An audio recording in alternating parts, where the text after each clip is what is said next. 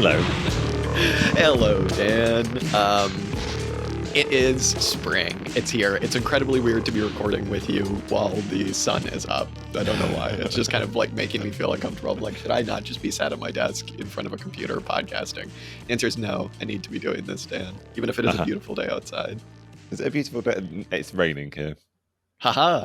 It was basically raining in the morning. It's basically spent the first 3 months of this year raining where I am. Which is funny to think that when the first winter that I spent here, we were in a permanent drought. But now, there you go.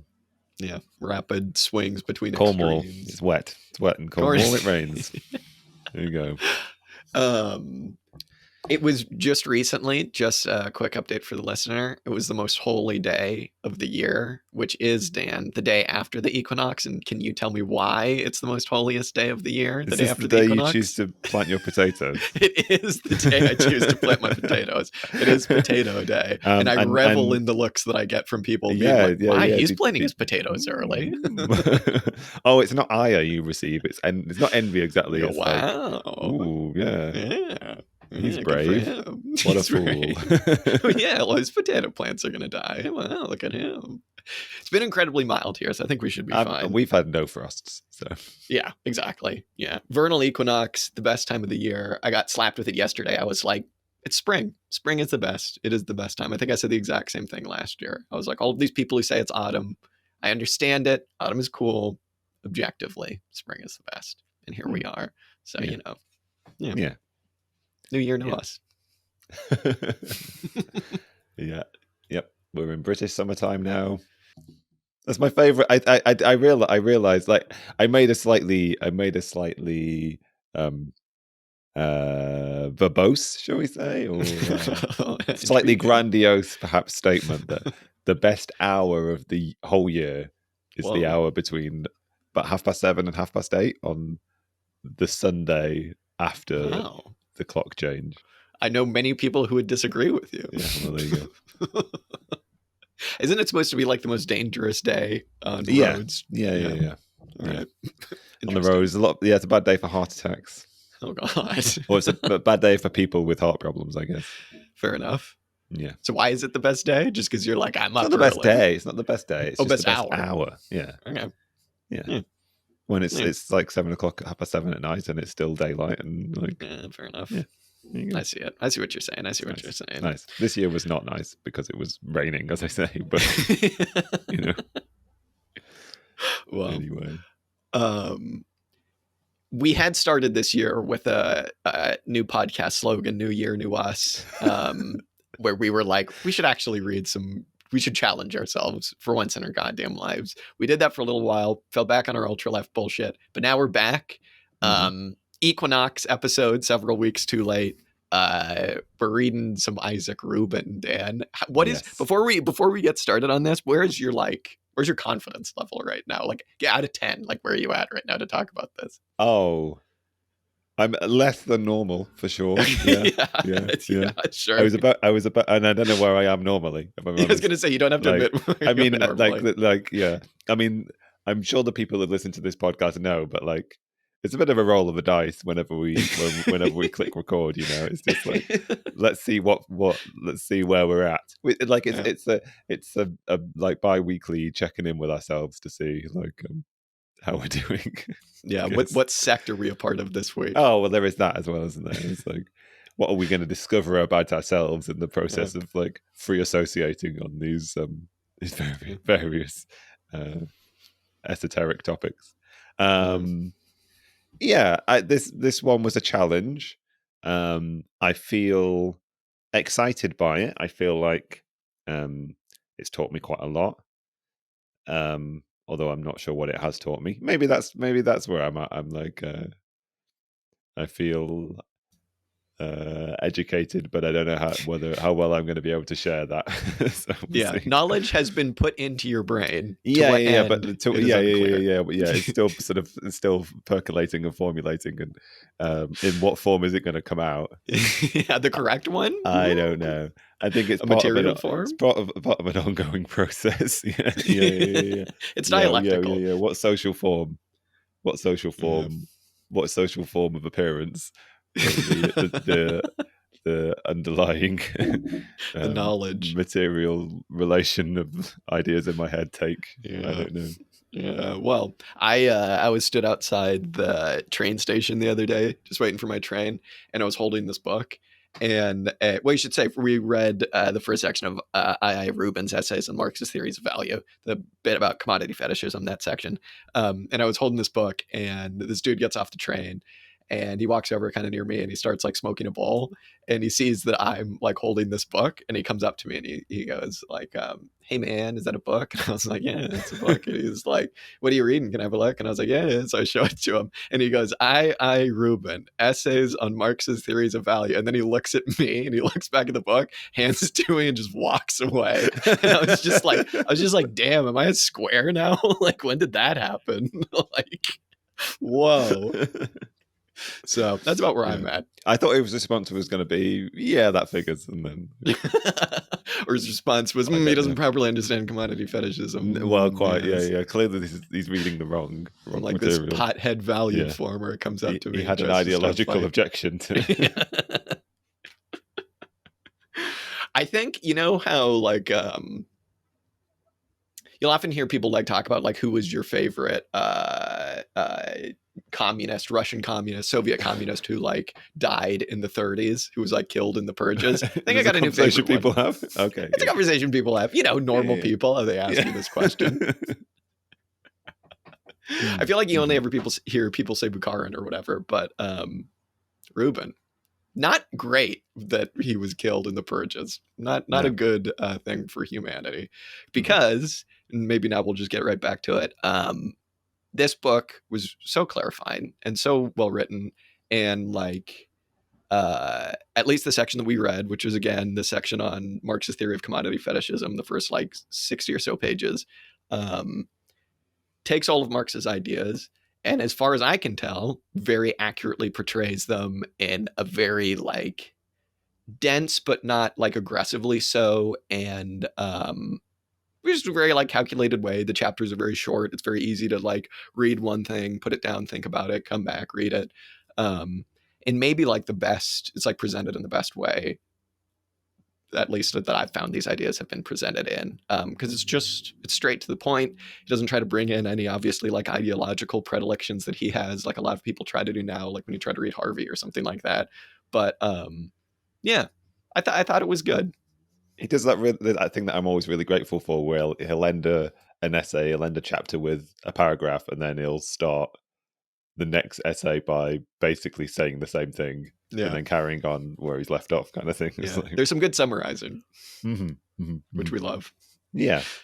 The other thing, like, there's part of me that's always looking, and in some ways always wants to find a kind of esoteric argument, a certain degree of like there's part of me that looks for the mysticism, you know, like there's part of me that I think enjoys an argument because it seems difficult and obscurantist perhaps,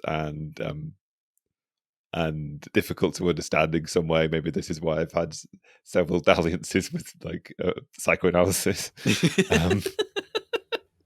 But I was just going back over this, and I don't know whether this will make much sense, but like I feel like he's constantly retouching base with like something very material. You know, he's always coming back to and then starting his argument from a position of sort of like scientific analysis of economic conditions, I suppose. Partly, I suppose, because one of the things that he's trying to rebut with this is the argument that's made that Marx in some way is potentially presenting like an almost metaphysical analysis, or like a, I don't know, like a non-materialist, or like more fundamentally, I guess, like a utopian rather than a scientific analysis, or like a description of an ideological process rather than a description of an essentially political economic idea. But yeah, I mean the kind of like commodity fetishism, I feel like, is, at least in modern kind of like circles, socialist circles, kind of always considered to be this mystical thing. Like when you hear it described, it's described in humanist terms, which I don't think it's not like that bad. And I think that Rubin here is like, he doesn't really spend much time on it, but he's like, that's actually a good thing. But he's like, it doesn't nearly exhaust what commodity fetishism actually is. Um, but I mean, like whenever you hear people talk about commodity fetishism, it's like, you have no idea where the cobalt in your computer is coming from because it's coming from a really like horrifying place. But it's like, I forget, maybe when we spoke with Mark from Critisticuffs, he mentioned this, but it's like in any like society with a division of labor, that's going to happen to a certain extent, even in socialism. Even if we get like the Murray Bookchin commune, you know what I mean? Like, so while I really appreciate that kind of humanist element,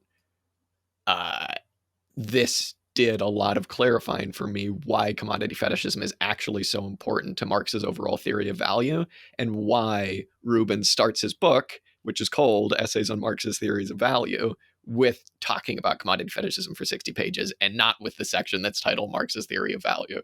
Because it's like, I think, what does he call it? He calls it the general theory of production relations of the commodity capitalist mode. And then he also calls it the basis of Marx's whole economic system, especially value. So when I first started this, I was like, why are we starting with commodity fetishism? That's just like the humanist thing. But again, it's the basis of it all. Yeah, he wants to talk about a particular surface level appearance element of the capitalist mode of production. He wants to talk about value, but he's got to start with this 60 pages of what kind of category is value, what kind of analysis do we have to do to get to the point where we can understand that as a concept. And yeah, we have to go through all this discussion about like the relationship between social forms and material technical process of production. Yeah, so there's there's method in this process that we're taken along by Rubin. Yeah, and I mean, he also, like, before he even gets to that, he has to describe and define what political economy is, right? Because in the Freddie Perlman intro, he really takes pains to like emphasize what Rubin means when he is like, political economy is its own thing, and it's very specific, and it's the thing you need to study if you want to understand human organization and human societies, right? Because like, if you go to like university or something, if you try to study these things in like a bourgeois sense, you're going to study political science and you're going to study economics. But Rubin makes the point that like political economy is something else, and it's something that is omitted by splitting up political economy into economics and political science. And so he says that you can't really treat trying to understand the economy as just like trying to study how scarce resources get allocated or how prices get set. He basically says what political economy is trying to do is it's studying the social relations of production. And specifically, and this is the thing that when I really grasped what this meant, it really clarified a lot of kind of Marx's writing for me. He says that what you're trying to do when you're understanding value and commodity fetishism is you're trying to understand how human working activity develops in a specific way and why. And value is the thing that kind of determines human working activity. It's a thing that regulates it to a certain extent, right? At least in commodity and like commodity production and capitalism, right? So yeah, it's structured in a good way where all of the arguments really build off of each other, because I do think that like starting with the definition of what political economy actually is very clarifying. Yeah, even for I think us, and we've been reading this shit for like 3 years. So yeah, I mean, I guess it's worth reiterating that I consider myself in no way expert in these. In this material, both Rubin or Marxist political economy in general. So yeah, always an important caveat to make, I suppose.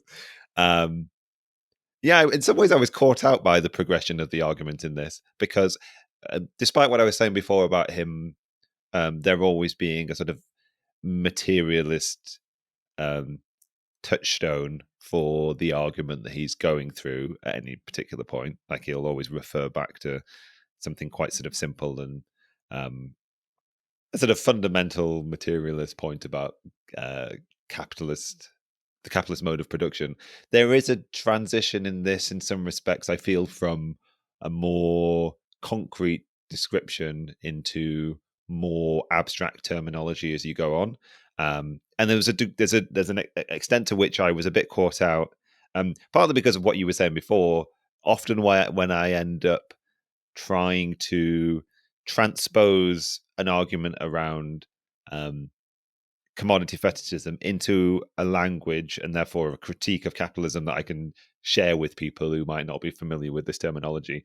Quite often, their response and where I always almost end up in my argumentation is what you're saying before, like a discussion around ethical production around things, like. And the reason why I often end up in that position is because, in some ways, what I always have in mind is a not only a critique of capitalism, but a sort of image of what socialism will be, um, a process whereby workers are connected in one sort of like social production process, I guess, rather than under capitalism, their production relations being mediated through the commodities they produce. And early on in the early sections of this, it sort of feels like because he's talking about very fundamental description of how capitalism works, and he makes certain arguments about what the difference between like feudalism and capitalism and a hypothetical socialist mode of production will be. I and he seems to be talking about commodities in terms of like concrete commodities that you will interact with in the world. I feel like the commodity fetishism initially seems to refer to specific commodities, and then it sort of becomes a bit more abstracted, and he talks more around like the various objects of fetishism become more abstract concepts like wages or capital or value or interest or concepts like that. I feel like we've strayed away from giving a general overview of the text now, but there you go. There is this progression toward abstraction in it. Yeah. I mean, there's kind of that general progression in capitalism as well, just Yeah, as it was kind of like subsuming itself, not subsuming itself, as it was subsuming human society, right? Yeah, so I think maybe we can start by just maybe talking about like generally what his point is and what he's trying to expand on a theory of commodity fetishism, because I feel like everybody, even like a lot of like members of the bourgeoisie, would probably understand and be like, okay, that's kind of a bad thing about capitalism, like the first element, which is that relationships are veiled by things. I mean, capitalists and the bourgeoisie would like try to um, get past this element of commodity fetishism by putting like fair trade stickers on coffee, right? By being like, well, we here at McDonald's are sustainably sourcing our chicken paste these days, you know what I mean? Or like, Apple trying to like, I don't know, not use Foxconn. Not that Apple is not trying to use Foxconn, but like trying to get past this certain humanist element of commodity fetishism. Of course, like bourgeois like economics doesn't really understand that what's being veiled are social relations. They just see the like material, the really terrifying material technical aspect of production and go, oh wow, like consumers don't really recognize how horrible of an environmental process it is to make your computer or to do this or to do that. Maybe we should try and make that a bit better. But the thing that Rubin really emphasizes early on is that that isn't just what commodity fetishism is. He says that it's also that social relations are themselves, they express themselves through things, and that they actually have to be expressed through things in commodity production. And that's kind of his main point here, is he's like, it isn't just that we've stumbled upon this place in capitalism where social relations are just veiled. They have to be veiled by commodities. And capitalism basically works by things interacting with things. Although, of course, that's masking the real social relations that are going on behind that process of exchange and process of production, right? So that was a moment where things kind of clicked for me, where I was like, oh, it's actually entirely necessary for this to happen in capitalism. Um, and just kind of like kicked a lot of the, you know, more like reformy elements that still cling to my brain like out, because it's like, no, things actually can't work any other way in capitalism other than a healthy dose of commodity fetishism. So Mm-hmm. Yeah, and that sort of comes back to those statements of his that you said at the start, why he caveats this with, or why he sees so fundamental, why he sees the idea of commodity fetishism as being so fundamental to an understanding of political economy and how capitalism functions. Because for him, this kind of relationship to things, to commodities, is almost like an inevitable outgrowth of how a capitalist economy is organized.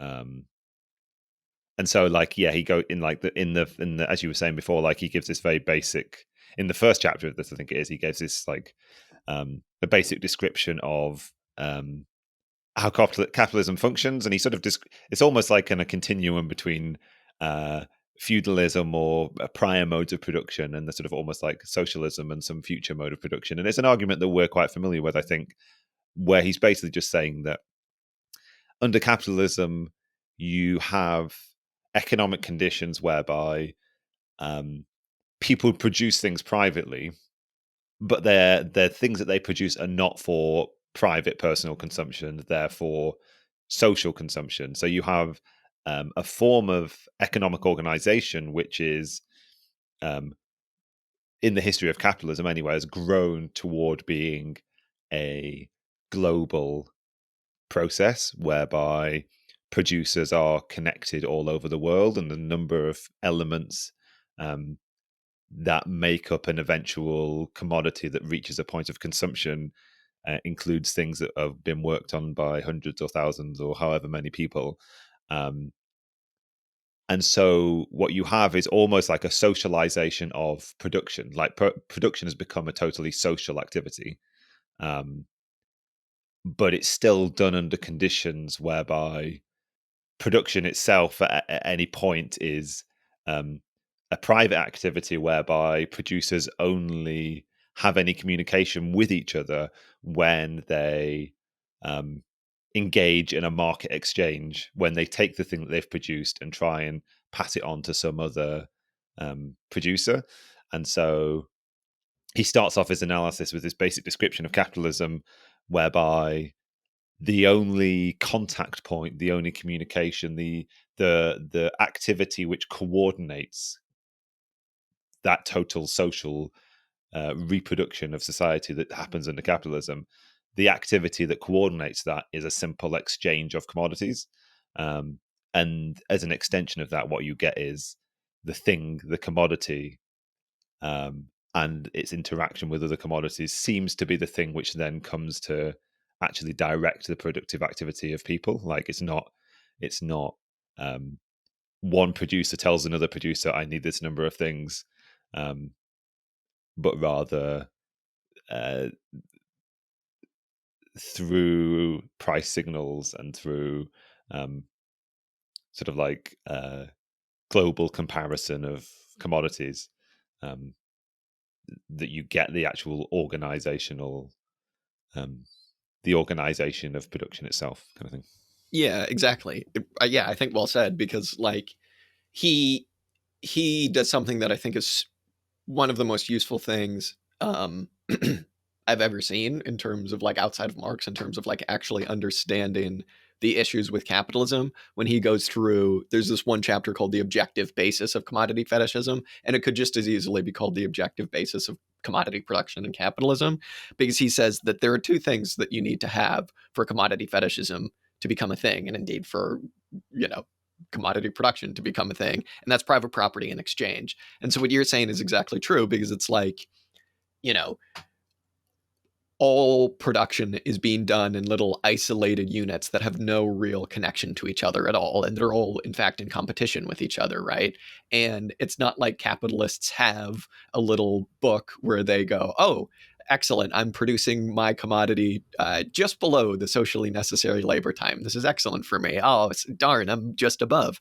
Because everybody's in competition and nobody's in communication with each other, there's actually no way for a capitalist to know, because of private property, what they're going to get back for their product in terms of value until they actually take it to the market and take it to be exchanged. And I think that that's kind of what he means when he is like, commodities actually don't just hide the relations between people. Because, you know, when you go to the market, it's not like if you're like a capitalist and you're trying to exchange your product, it's not like you are there as a capitalist. You're there as somebody selling that specific commodity, and the person buying it is somebody buying that commodity, right? It's not like the whole process of capitalism is laid out for everybody to see all of its exploitation. All you're there, man, is I'm just the guy selling this commodity. I'm just the guy buying the commodity. I got nothing to do with the whole fucked up supply chain or anything like that. But he also says that it's not just that the commodity is hiding those relations, but it's actually organizing them. Because again, of this kind of like unknown aspect of value and of socially necessary labor time that only really becomes apparent in the act of exchange. Because if you're like out there with your factory making TVs and you're making them in like way above the socially necessary labor time, you might have an inkling that you're kind of fucking up. But like when you take it to the market and you try to sell it, you're not going to get back all of the like quote unquote value that you need to reproduce yourself. And because of that, like if you're fucking up and you're producing way above the socially necessary labor time, you're going to go out of business. And it kind of would appear as though it is the commodity in this act of exchange that is organizing society, that is like putting you out of business, and that is disciplining producers and making sure that, you know, capitalist firms don't just like slag off all day and like do whatever they want. It's actually like disciplining producers to continue to be more productive. Even though it just seems like all that's going on is the same thing that's always gone on, which is people buying things for money. They did that all the way back in ancient Greece. You know what I mean? How could this be any different? This is like, it's neo-Smithian bullshit, right? But as Rubin says here, like the same phenomenon can show up in different time periods, but take on a completely different social form. And that's what's going on here. So yeah, it's interesting stuff.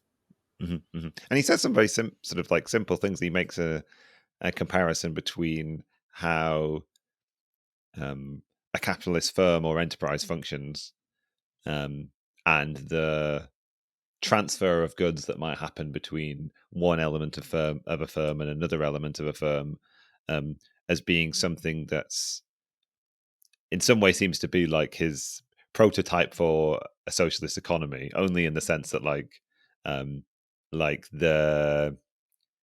the relation between people is sort of predetermined by the structure of the corporation that they work for, kind of thing. So like one production wing of a company just passes the product of its portion of the production to another for them to continue working on.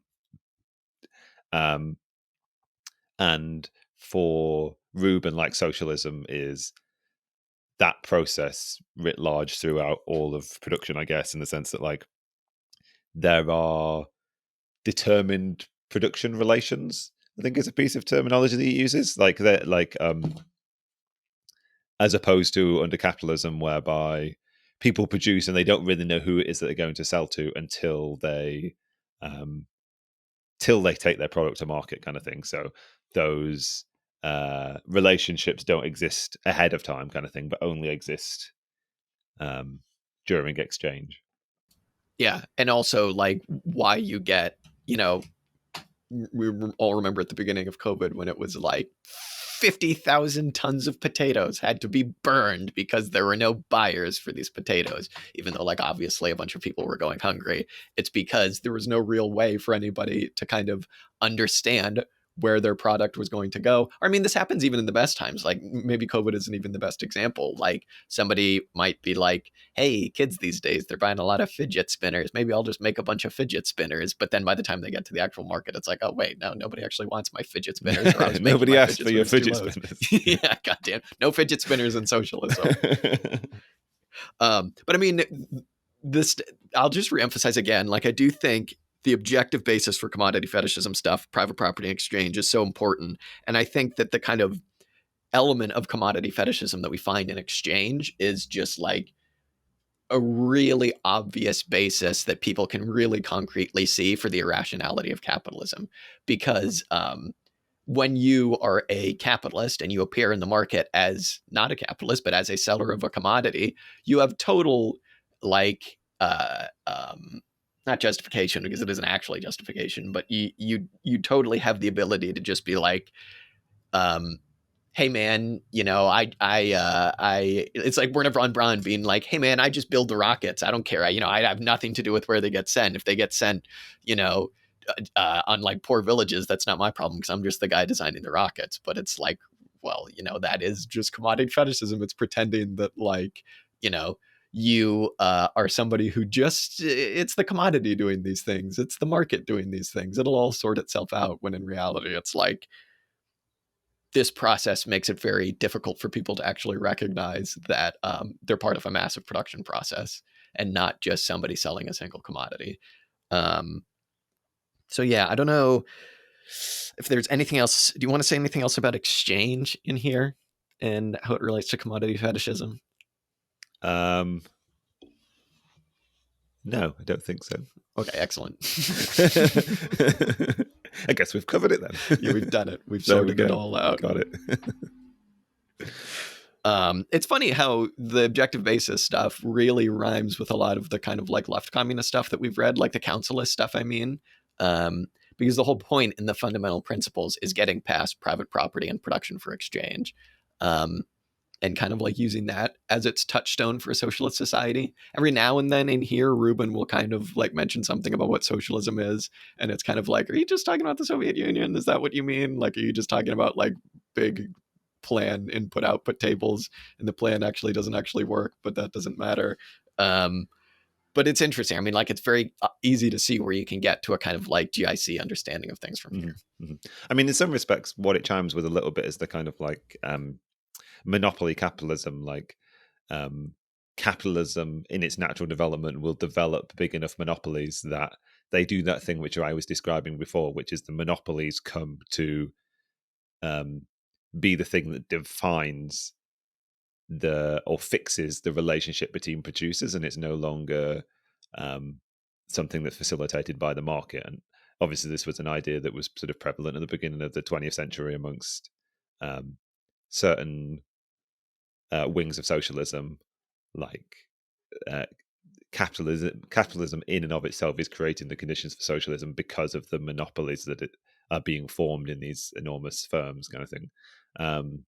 So I think there's an element of that going on, but also, yeah, when I was describing before, like the distinction between exchange versus like transfer of things, I was thinking about that difficulty we had when we were reading the fundamental principles of like saying, well, under the sort of GIC proposals, they are exchanging things, but then it's not exchange under the same conditions as under capitalism, right? It means a different thing, but there are parallels, I suppose. And so the aspect of that it does chime with is this idea that like a transition to socialism is discovering parallel socialist means of achieving similar things, but undermining the fundamental like value relationship that lies underneath them, I guess, or the undermining the well, like, he gives I can't quite remember how he does it, but like he gives a definition of socialism as being a sort of a unity between production and social form, whereas he's suggesting, I think, under capitalism that there is this separation between the sort of material technical basis of how production takes place, and then the social form of that activity, the sort of like social conventions that govern and sort of like organize that material technical process. And I think that separation is the separation represented by commodity fetishism, in the sense that like as we've been saying, like there is this not just illusory, but also like fundamentally necessary separation between um, the organizing element, the thing that organizes production, is necessarily separate from the production itself in some respects. Yeah, absolutely. I think one thing just to touch on too, I think to clarify his kind of definition of socialism, or to maybe just talk about, I Yeah. don't know, a different definition of socialism is like the kind of monopoly capitalism stuff. I've never really quite understood, just because like even when you have like vertically integrated firms, it still seems like they would be expecting their different subsets to like be productive as it relates to socially necessary labor time. Like it doesn't seem like socially necessary labor time goes away just because it's part of one big firm. Like I've never really understood that. And I like even, I mean, this is most obvious in something that isn't a firm like Walmart that isn't actually vertically integrated, but like it's kind of vertically integrated because it has such monopoly on distribution. Like it expects its, you know, commodity producers to produce to a certain point. That's like in its contracts with them, I would imagine. And if they, you know, drop below that point, they can just get dropped and they move on to somebody else. So, and then like the GIC stuff, I think this is kind of what it, this is how it kind of was clarified for me, the exchange versus transfer stuff, is because like the transfer, all that means is it's just firms are communally reproduced. You just get what you need, and it doesn't matter how productive you are or unproductive you are. That's kind of like the key of it. It's like, are you rewarding people for their productivity or not? And in like market socialism, you are. And it's like, okay, well, that's, you know, you're kind of like halfway back to capitalism there. It's just much less stable. Whereas in like a GIC thing, it's like transferring. But I going back to your main point, which is about the kind of like material technical stuff, I found it so interesting how he was like, you know, he counterposes the material technical aspects of production with the social form, which is exactly what you're saying. And he does that thing that you actually clarified for me a long time ago, which is that like what Marx was trying to do was go, here's what an economy does. All economies, they all do this. They all do these certain things. Here's what capitalism does. And that was Marx's like main research project. That's what capital is, right? That's him trying to be like, this is these are the things, the social form of production that are specific to capitalism and commodity production. And, you know, you can go back and do that with feudalism. You can go back and do that with kind of anything that you want. Um, and the thing that was so interesting about this is when he starts talking about that kind of duality, um, is when he starts talking about like more bourgeois economists. And he's like, everybody other than Marx makes the exact same mistake. They confuse these two things. They confuse what an economy is always versus what's specific to capitalism. And, you know, you and I come across this all the time when we do reading on history, because it's like, when did capitalism begin? It began with the Big Bang, baby, because we've always done it. And it's like, well, actually, there are things that are really specific to capitalism. And like, you know, I don't know, somebody 2000 years ago who was like paid 5 gold coins to like plow a field or something. There's a reason that that's kind of different to what capitalism now, even though it's like the same phenomenon, just given a different social form. Um, and I mean, yeah, it's just very interesting because, like, I don't know, he's talking about this from a standpoint of trying to combat bourgeois economists who are critical of Marx's theory of commodity fetishism and who do that typical either humanist thing of being like, commodity fetishism is when I don't know where my bananas came from, or commodity fetishism is like when I feel bad because, you know, the like animal products that I eat come from like torture and genocide or whatever. Whereas he's like, that's just confusing the material technical process of production with the social form it takes under capitalism, which is commodity fetishism. I guess that sounds smart. I'll just say that. What's funny? The funny experience I had reading this book is he'll well he starts this book by um, pointing out something that's been recognized by a lot of other people, which is that there is a fundamental parallel between like Marxist or Marx's formula of historical materialism and how history develops as this sort of contradictory relationship between relations of production and I always forget these two terms, uh the sort of like the the means of production versus the production relations. Is it a development of technology, or does do the social relations of a mode of production come into contradiction with the sort of technical material, technological developments in a society, and this leading to historical development.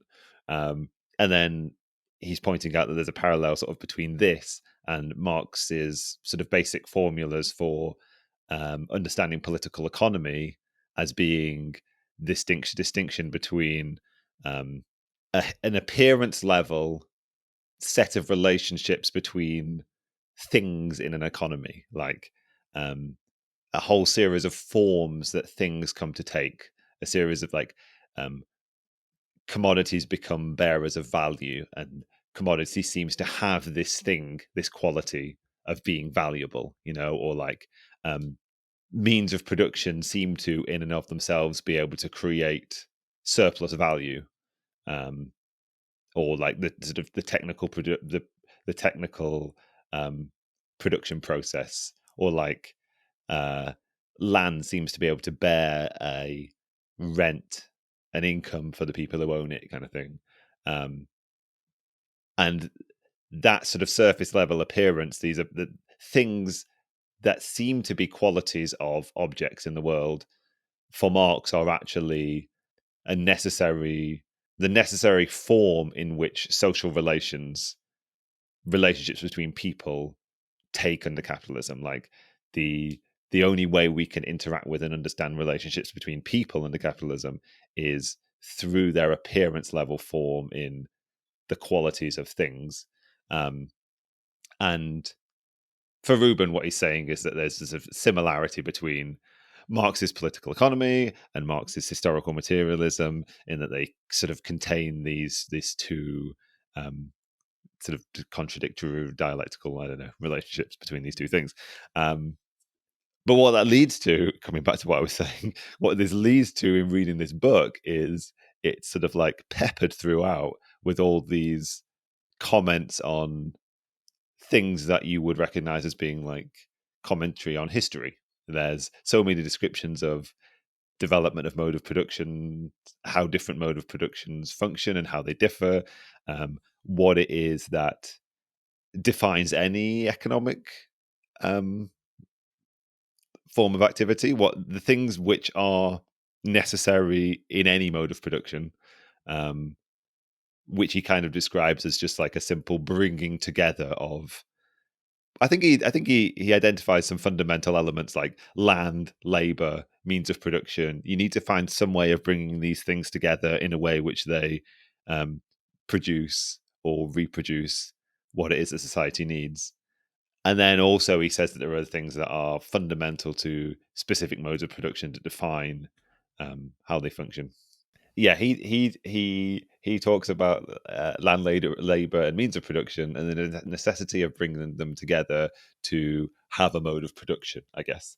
And he says that under feudalism, you have the land is owned by the landlords, and the means of production and the labor are united in one class. He also says that there are more fixed relations of production, because serfs are tied to certain pieces of land. They're required by law and by tradition to provide certain labor to certain landlords, I suppose. And then the fundamental point that he's making is that one of the key developments that happens between the transition from feudalism to capitalism is that on a certain level, everybody becomes to some degree equal, in the sense that everybody is recognized as being the owner of, the bearer of some commodity. Everybody becomes defined by the type of commodity that they own.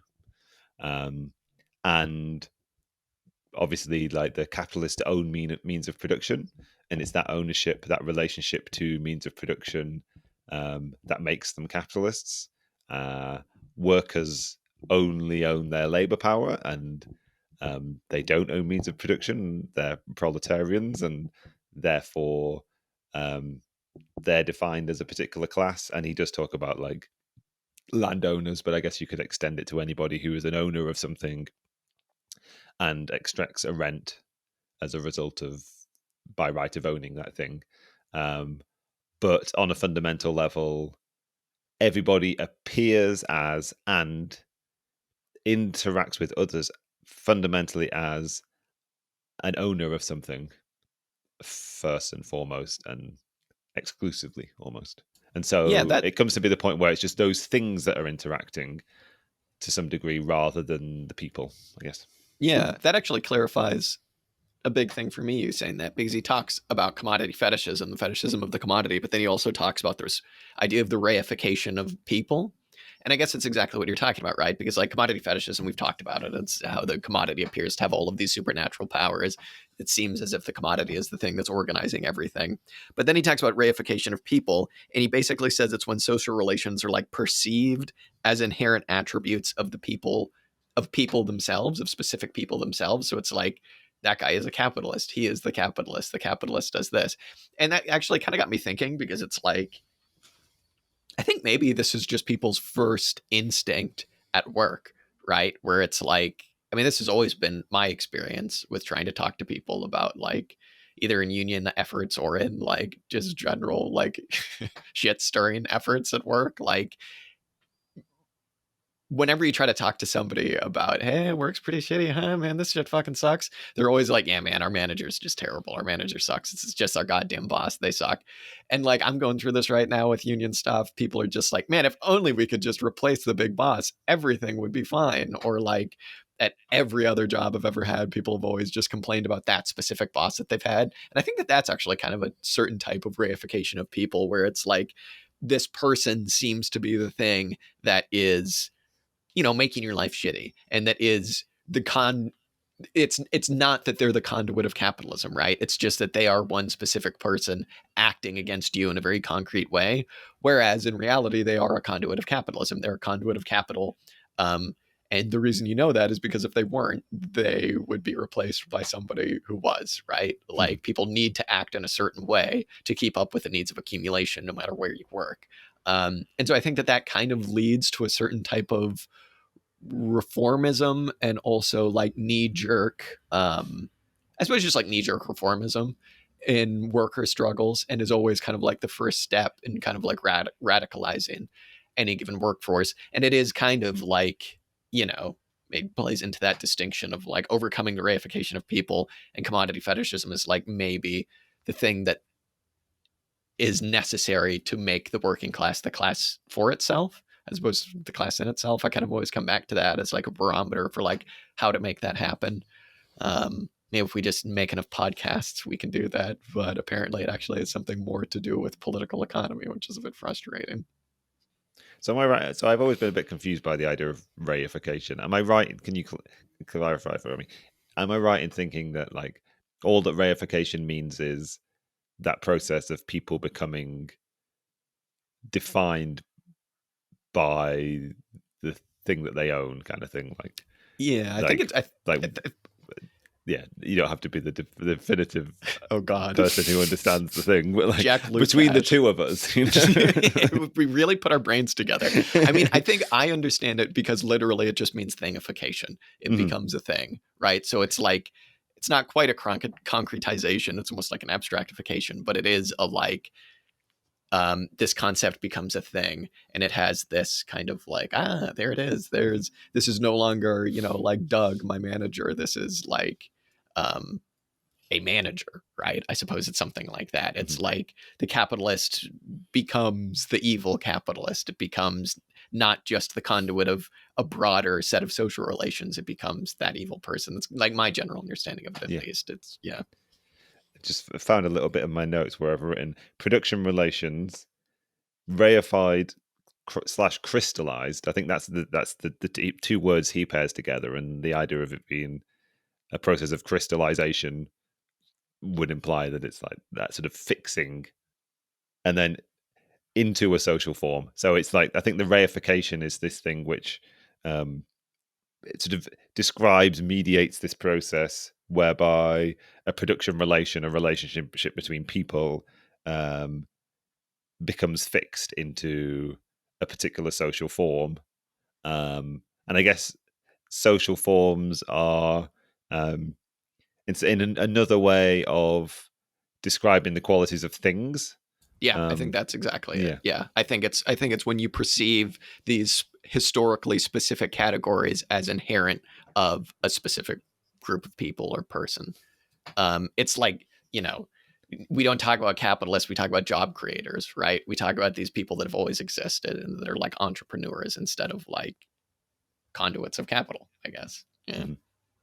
And he does talk about he says an interesting thing that we should caveat no attend to this article, attach to this line of argument, which is like particular things that we recognize as categories can actually fulfill multiple different social forms, kind of thing, based on the thing that they're in relation to. So I suppose like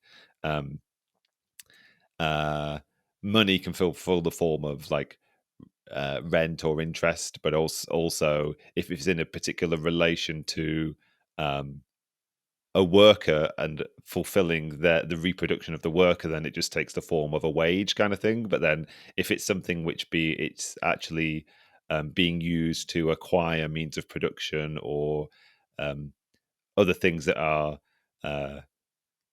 material elements in a production process, then it can sort of take the form of capital. So he does point out that like things can transition from being one social form to another predicated on the underlying relationship. And I think one of the things that he's saying is that's one of the confusions that can be made if you don't see the social relations that underlie. No, you don't see the I don't want to say social relations because I was about to say social form, so maybe social is the wrong word. Oh no!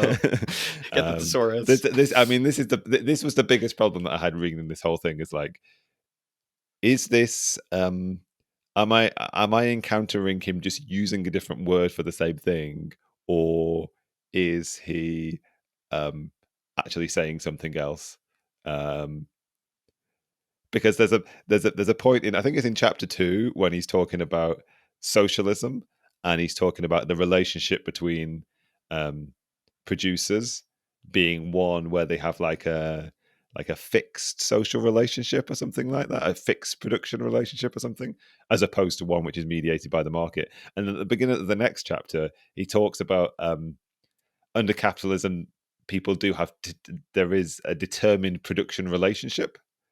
And I was a bit suddenly, I thought you were just saying they didn't have determined production relationships, and actually, it was all mediated through the market. But I think Well, those. I read this. I read this in the original Russian, Dan. So I don't Oh, have right. that Well, problem. yeah, you'll have to. Well, maybe that's what it is. Like, is it? Who knows? Is it translation error or is it? Yeah, Like, yeah. I mean, The maybe social it's form something to stuff. be overcome, gotten past, looked past, rather than like. It's overcoming the dialectical process of production. That's Yeah. what I took. When I read that sentence, I was just like, whoa. The social forum stuff is interesting, though, just to touch on what you're saying. Like, he makes a point that like a loom in like the house of frontier homesteader in America who's making everything for themselves. That's not capital, right? A loom that's just sitting there isn't capital. But once it is owned by somebody who is employing wage labor, um, then that becomes capital, right? So this is his way of saying like these specific material technical aspects of production, you can't confuse them with the social form that they're given, because otherwise you're just going to confuse everything. You're going to be like, well, money's always existed, so capitalism's always existed. Checkmate, communist. Um, and it's interesting, and it speaks to this thing that's always tripped me up like a lot, even when I think I understand it, where it's like, things can have a price but not a value, right? Because it's like, well, money's just fulfilling this role now that isn't really specific to like I don't know, maybe commodity production or something, where it's like Marx uses the example in Capital of like somebody's honor or consciousness has a price, and that doesn't have a value. Technically, land doesn't have it. It might have potential value based on how shitty it is or how good it is to like then engage in commodity production for food production or something. But like, you know, those things can still have a price, and that trips everybody up. And it's funny because like this gets into, I think, the thing that I was thinking about this entire time, which is like commodity fetishism is actually really simple, but then it's also like kind of complicated. Like if you try to explain it to people, because like you'll keep coming up against things like this where it's like, wait, but things can have a price but not a value. I thought value was supposed to explain price. Or like, wait a minute, money is the material universal commodity that represents value, but I thought we've always had money. We always have capitalism. Like it's a bit confusing. It's like when you first read like Marx's stuff or specifically like Capital, you kind of have to get your brain in like a specific way to understand his arguments. Um, that's just because they don't teach dialectics in school, Dan, like they should. Dialectics 101. But yeah, it's interesting stuff. I guess that's just why you get the humanist argument of commodity fetishism, which is the only thing you ever hear about, which is just like, where are my potatoes coming from? You know, I know where my potatoes are coming from, but where does everybody else? You know, who knows? Mm-hmm. I mean, yeah. I mean, I think the thing that springs to mind there is some things that he says in the final chapters of what we read, where he's sort of like charting Marx's transition from being somebody in his early life who identifies with utopian socialism and Proudhon as compared to the degree, the ways in which he matures and comes to refute and argue against utopian socialism and develop a scientific view is exactly what is described at the beginning of this book, where it's like recognizing that the exactly what you were saying earlier, that like the process of sort of like veiling our social relations under a series of relationships between things is not like a process of alienation that simply needs to be overcome, but first we need to recognize it as being fundamental to how capitalism functions. But anyway, yeah, I've jumped ahead a little bit there, but yeah.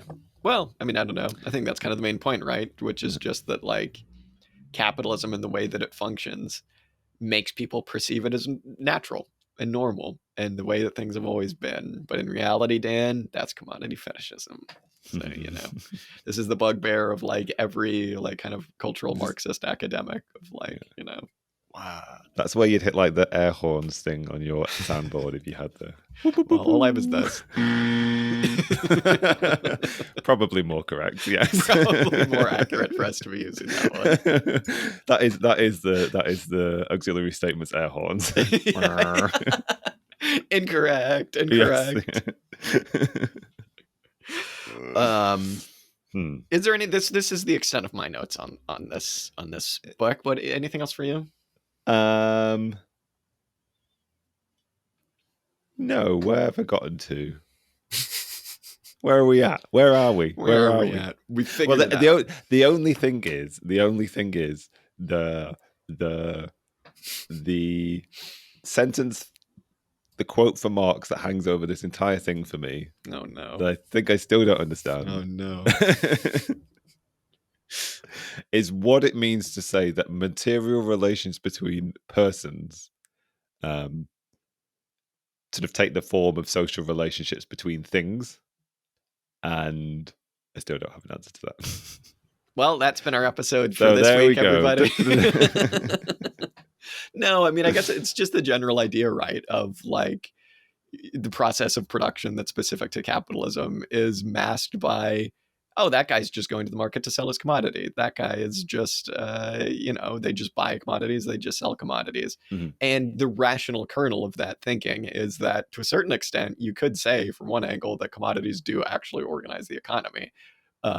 Although then you would actually kind of have to start thinking about why it is that they organize the economy. What is socially necessary labor time? It's abstract labor. Oh, okay. Mm-hmm. Wait a minute. That's just its own version of commodity fetishism. It's the things that have the social life. It's the things that interact with one another, at least on like a appearance level. I suppose one thing, I don't know how clearly we've stated it, but I think the point that Marx is trying to make is like it comes to a point whereby all that you experience are the social relations between things, and it's an underlying element. I suppose that's obvious and what we've been saying throughout, but like it's not simply that there's like this relationship between the two, but one is preeminent to the other, I guess, in the sense that like it's the social relations that it's the relationship between things and the qualities of things that we interact with, and non-Marxist economists analyze without recognizing that there are human relationships that underlie all of these things. And that's it's the sort of fundamental combination that Marx is making between including, and he's sort of the first person to include a kind of like sociological analysis with an economic one. Yeah. Anyway. Yeah. It's funny, isn't it, that like process of, exactly what you're saying. Like all we perceive and all that we interact with are these interactions and these social lives of things. But then it is also like our day-to-day lives of like getting up and going to work is a direct interaction of exploitation.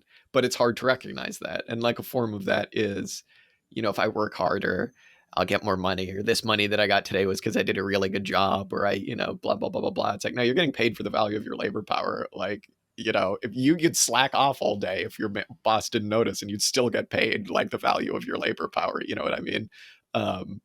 Yeah. But it's interesting. It's almost like it's dialectical. I'm not going to quite say that, but it's like, yeah, like we experience just like commodities as organizing our lives, and they kind of do, but they also don't. And we have this concrete experience of exploitation. So, yeah. Yeah. I'm laughing at the idea that like what you sell is your ability to work, whether you actually provide that or not. I mean, pretty much. I'm able to do something, but if you're not going to make me do it, yeah, like, actually, yeah. I mean, that is my concrete experience of if you aren't going to be there watching me do it, then. What are you gonna do?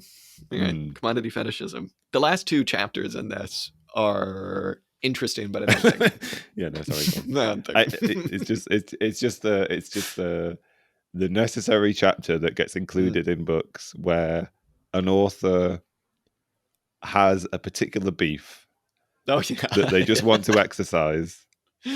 And here we are, like 100 years later, and we've got like no idea. I can't even remember his name. The person that he devotes an entire chapter to. I mean, I'm sure. It in some respects it is an example of mistakes made by bourgeois economists, kind of thing, or fundamental misunderstandings. But who is that guy? Yeah, exactly. Yeah. Who is this history has guy? Remembered Rubin. And why am I reading about it? I had half a thought for us to like actually talk about the last section, which was Marx's development of this theory. But then I was like, I kind of don't care. It's like the theory itself is good enough for me. I don't need to know that it's like, well, in poverty philosophy, he was almost there and he said this, but then in then the economic manuscripts, then he really got it. I was like, all right, I'm not interested in this. I mean, that's the kind of thing that I love, but that's not. I can. That's I your can solo see, episode. I can certainly see the virtue in not going there. For sure. Well, what are you gonna do? Are we gonna read all of this book eventually? Are we gonna read all of this? Yes. Oh, okay. I mean, that was the plan. This was gonna be our new tome. Well, I have a feeling it's actually just gonna roll straight into the net. Like, I want to see what the continuation, is, kind of thing. Yeah. Yes. And I also want to get back, like, obviously I started out with the kind of like, this is going to be about my relationship to the things that I buy, like the basic commodities that I interact with on any day-to-day basis. And obviously, as we've described, what I was saying before, like, as we increase through the degrees of abstraction, what we get to is very, like, the actual fetishism of things that he's talking about at the end of these chapters are actually like mistaken relationships to like money or value, or more like rather like a mistaken understanding about commodities in general as like having a value that's intrinsic to them, or like land having certain qualities that are intrinsic to it, or workers and wages having certain qualities that are intrinsic to those.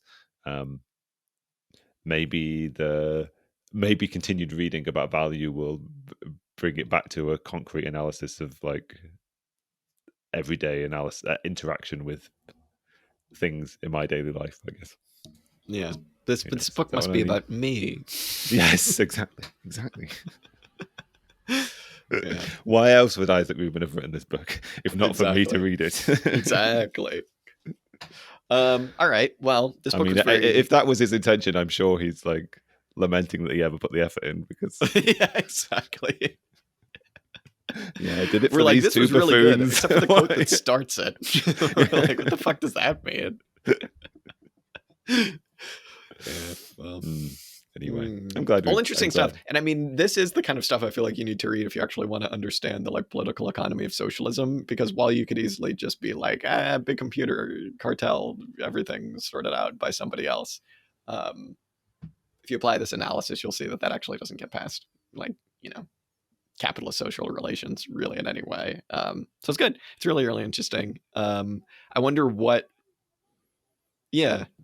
I mean, I wonder what Rubin would have been like if he had survived past the 30s. I wonder what Rubin would have been like if he didn't have the, like, bureaucracy of the Soviet Union breathing down his neck. It would have been interesting to see kind of what conclusions he came to.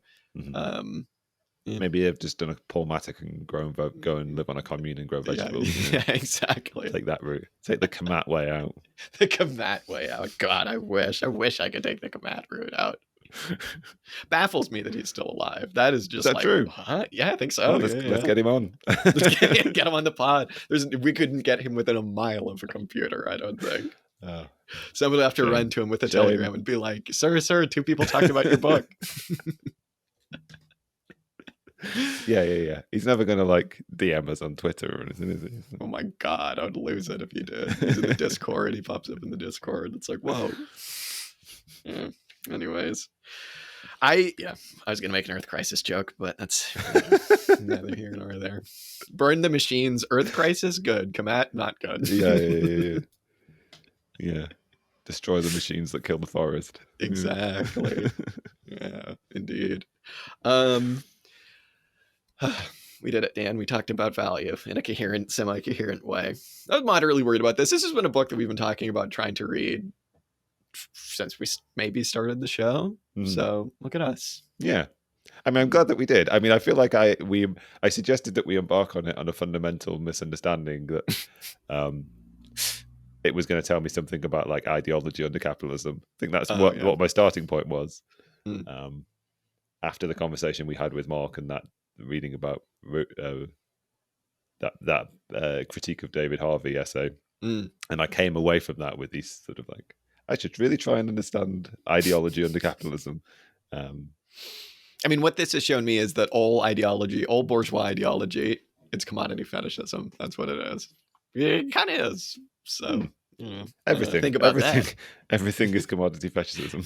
Everything is commodity fetishism. It's like how everyone's a liberal except for me. Everything is commodity fetishism. Yes. So, yeah.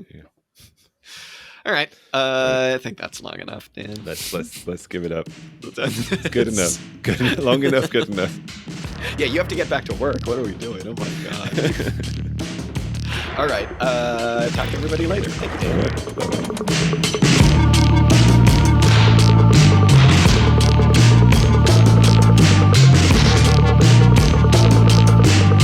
Hey everybody, Jack here. Thank you so much for listening to this week's episode. The song that you heard on this episode is Music to Kill Bad People To by King Gizzard and the Lizard Wizard. You can go ahead and check this song out much more on their Bandcamp at kinggizzard.bandcamp.com. If you want to go ahead and get in touch with us, chat shit, tell us that we're wrong, whatever you want to do, you can go ahead and do that at auxiliarystatements@gmail.com. You can just send us a message there, or you can get in touch with us on Twitter, on Discord, on Instagram. You're a smart person. You can find these places. We got a YouTube. We post stuff there as well. Sometimes we stream. Thank you so much for listening. Till next time.